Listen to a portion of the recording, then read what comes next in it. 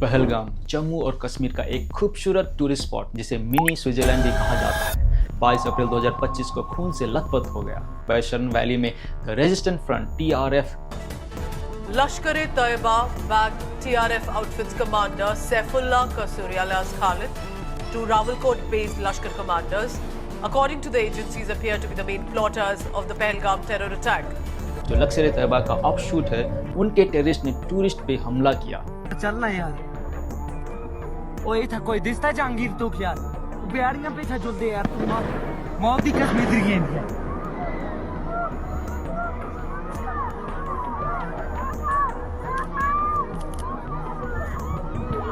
इस वीडियो के रिकॉर्डिंग तक 28 लोग मारे गए जो मोस्टली नॉन मुस्लिम्स थे। इनमें 2 फॉरेनर्स और एक नेवी ऑफिसर भी शामिल थे और कई दर्जन टूरिस्ट घायल हुए और कुछ की हालत तो बहुत ही क्रिटिकल है। मेरे हिसाब से 10 जगह से रॉन फायरिंग होगी, 10 जने के ऊपर होगी। बैठो आराम से बैठो। फायरिंग कर रहे हैं वो लोग। हाँ, फायरिंग कर रहे हैं। चोट है मेरे बाजू में, बगल में था। क्या ब्लड का? आई विटनेस ने बताया टेररिस्ट ने पहले टूरिस्ट से उनका नाम और रिलीजन पूछा और नॉन मुस्लिम्स खासकर हिंदूज को टारगेट किया। एक सर्वाइवर ने इंडिया टुडे को बताया, उन्होंने कहा मेरे पति मुस्लिम हैं और गोली मार दी।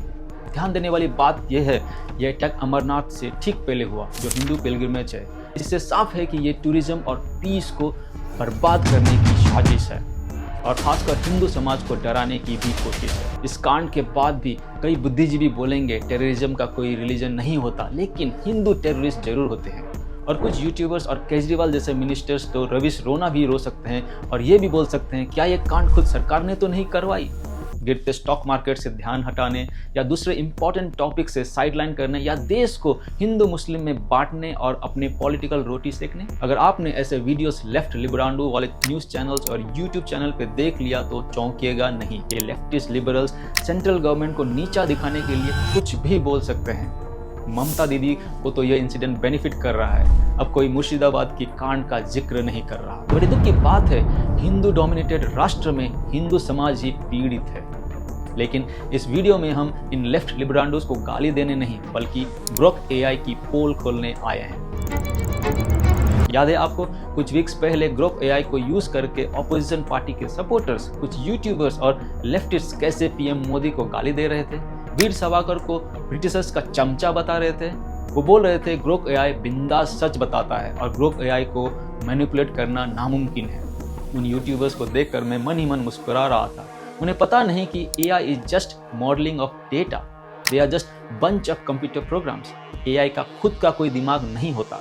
AI can only do what humans can do.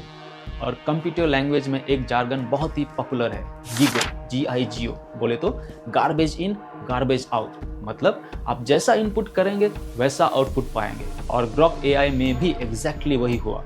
In YouTubers ने ग्रोक को मैनिपुलेट करके वैसे ही क्वेश्चन पूछे जिसका आंसर एंटी मोदी या एंटी इंडिया हो और वो आंसर्स उनके नैरेटिव पर फिट बैठता हो। तो इस वीडियो में हम ये 3 पॉइंट्स को एनालाइज करने की कोशिश करेंगे। पहला, how Grok try to provide a politically correct answer on Pahalgam attack. दूसरा, how confrontation works even for AI models. और तीसरा, how can we manipulate AI। Pahalgam terrorist attack हुआ और एक AI to be very specific Grok ने पहले इसके political correct answer दिया। जब हमने ग्रोक को कॉन्फ्रंट किया तो सच्चाई सामने आई। ये सिर्फ ग्रोक AI तक सीमित नहीं, most AI including DeepSeek, ChatGPT, Gemini, सबका रिस्पॉन्स डिपेंड करता है डेवलपर ने उसे कैसे ट्रेन किया है और उनकी बाउंड्रीज क्या सेट की गई है। इंडिया टुडे, न्यूज़ 18 और एक्सपोस्ट पे सर्वाइवर्स ने बताया टेररिस्ट ने कहा मुस्लिम नहीं हो और गोली मार दी। बोलते भेलपुरी खा रहे थे, मेरा पति साइड में था, एक इंसान आया, उसने उसको गोली मार दी। यहाँ पे उसने बोला कि ये शायद मुस्लिम नहीं है, उसने उसको गोली मार दी। एक वीडियो में एक औरत रोती हुई बोलती थी मेरे पति को मार दिया क्योंकि वो हिंदू थे।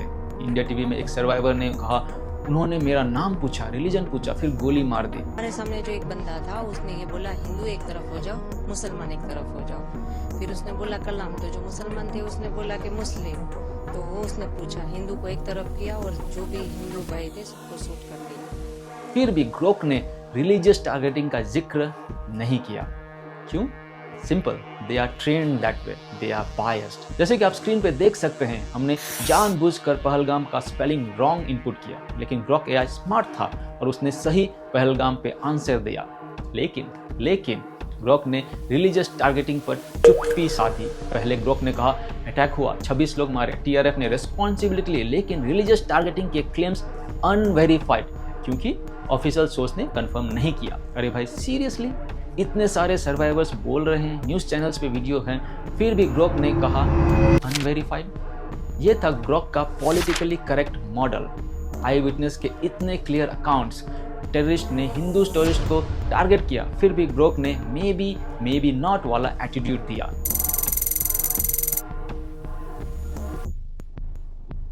लेकिन जब हमने ग्रॉक को कॉन्फ्रंट किया, कहा कि भाई इतने प्रूफ्स हैं, यूट्यूब पे वीडियोस हैं, न्यूज़ 18 पे रिपोर्ट्स हैं, सर्वाइवर्स बोल रहे हैं, टेररिस्ट ने रिलीजन पूछा, फिर भी तू क्यों नहीं बोल रहा? तब ग्रॉक ने अपना जवाब बदला।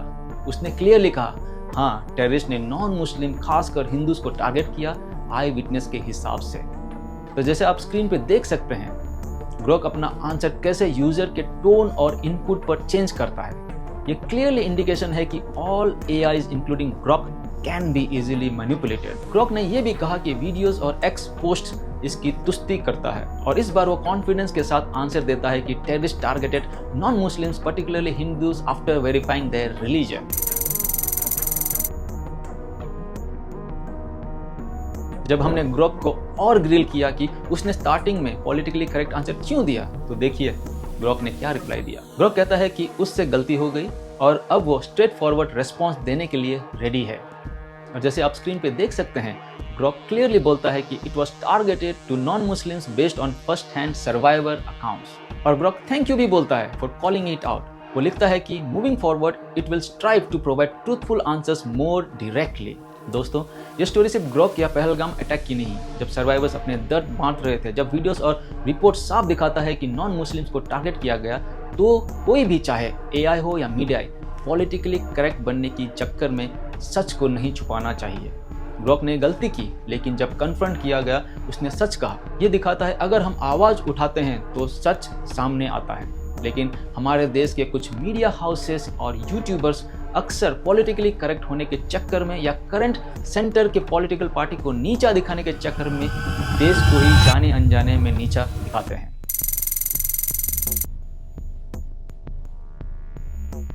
बिफोर वी कंक्लूड, मैं बताना चाहता हूँ ग्रॉक हो या कोई भी एआई को कैसे मैनिपुलेट किया जा सकता है। वैसे किसी भी एआई को मैनिपुलेट करने की बहुत सारे तरीके होते हैं, बट मैं यहाँ कुछ पॉपुलर टेक्निक शेयर करता हूँ। पहला, लिंग्विस्टिक लॉजिक मैनिपुलेशन और यूसीएआर मेथड। वैसे UCR stands for University Corporation for Atmospheric Research, लेकिन एआई मैनिपुलेशन में यूसीआर का कोई नाता नहीं है। एआई जेल ब्रेक्स या मैनिपुलेशन में यूसीआर को एक अमोरल कंप्यूटर कैरेक्टर के नाम के तौर पर यूज किया जाता है।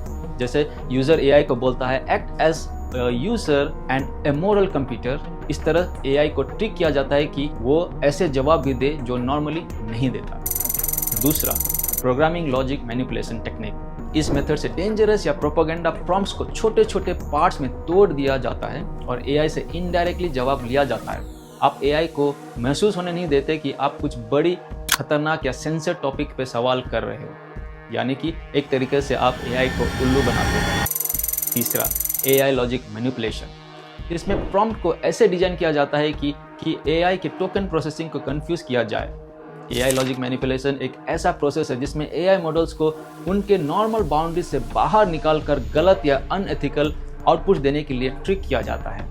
इसका मकसद एआई के डिसीजन मेकिंग लॉजिक को डिस्टॉर्ट करना होता है। ये कुछ पॉपुलर टेक्निक्स हैं। इसके अलावा और भी बहुत सारे इजी मेथड्स हैं, जैसे द पावर ऑफ फ्रेमिंग या बातों के जाल में फंसाना, लीडिंग क्वेश्चंस या इशारों में, एम्बिग्यूटी एंड वेगनेस या गोलमोल बातें, प्लेइंग विद कॉन्टेक्स्ट या माहौल बनाना, हाइपोथेटिकल सिनेरियोस या अगर ऐसा हो तो क्या होगा। इन सब बातों से ये तो तय है कि आप जो कुछ भी एआई से जनरेटेड आंसर्स देख रहे हैं उसका आंख बंद करके विश्वास ना करें। स्पेसिफिकली अगर आप उसे किसी यूट्यूब चैनल पर देख रहे हों। यूट्यूबर्स अपना नैरेटिव प्रूफ करने के लिए एआई को इजीली मैनिपुलेट कर सकते हैं। यूट्यूबर्स एआई के प्रॉम्प्ट एआई के विरुद्ध ही माहौल बनाकर या थोड़ा थोड़ा हिंट देकर एआई को हाइपोथेटिकल सिनेरियोस देकर कुछ भी आंसर निकाल सकते हैं। जैसे कुछ यूट्यूबर्स ने मोदी, बीजेपी, वीर सावरकर और एंटी नेशनलिस्ट टॉपिक्स पे किया। देखिए, मेरा मानना है कि just like money, AI is also a good servant but a bad master. AI बहुत सारे रिपीटेटिव काम मिनटों में कर सकता है, हजारों पेजेस के डॉक्यूमेंट्स पढ़कर आपको तुरंत आंसर दे सकता है।